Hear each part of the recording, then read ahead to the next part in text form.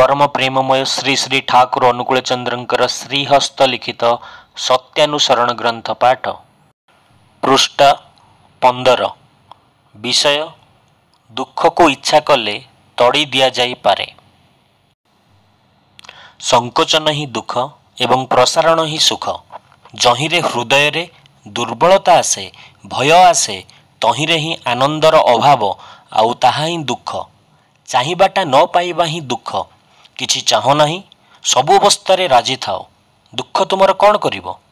दुख काहारी प्रकृतिगत नुहे, ताको इच्छा करिले ही तड़ी दिया जाई पारे।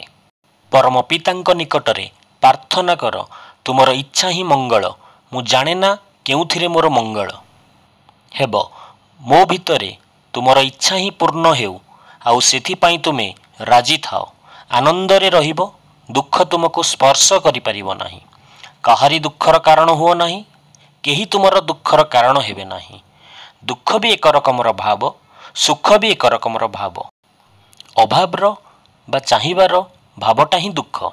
तुमे जगतरे हजार करी मध्य दुख नष्ट करि परिबो नाही, जे पर्यंत तुम हृदय रे सही अभावर भावटाको काढ़ी न देइछ। आउ धर्म ही ताहा करि पारे। संकोचन ही दुख। संकोचन कौन? दुईटा जिनस ध्यान दबाकू पड़िबो। जेतेबेले हृदय रे दुर्बलता आसीबो एवं भय आसीबो, एई दुईटा जिनस आसिले आनंदर अभाव देखा जिवो। आउ से आनंदर अभाव देखा गले मन संकोचित हबो बा संकोचन हबो एवं सेई संकोचन हबा द्वारा दुख आसी थाए। चाहिबाटा न पाइबा ही दुख। जहा आमे चाहुचे ताहा जदि न मिलिला ताहाले दुख आसे। किंतु ए दुख प्रकृतिगत नुहे, चाहिले याको तड़ी दिया जाई पारे। एक कथा श्री श्री ठाकुर आमको कहिले। केमिति आमे दुख को तड़ी देई परिबा? प्रथम उपाय हैला आमे किछि चाहिबा नाही, सबु अवस्था रे राजी थिबा।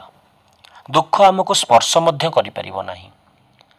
द्वितीय उपाय हैला परम पितांक निकटरे आमे सदा सर्वदा प्रार्थना करिबा जे तुमर इच्छा ही मंगल।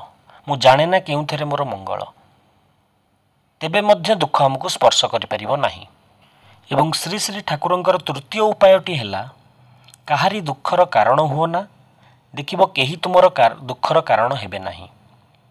तो एई उपाय को अवलंबन करी आमे चाहिले दुख को तड़ी देई पारिबा।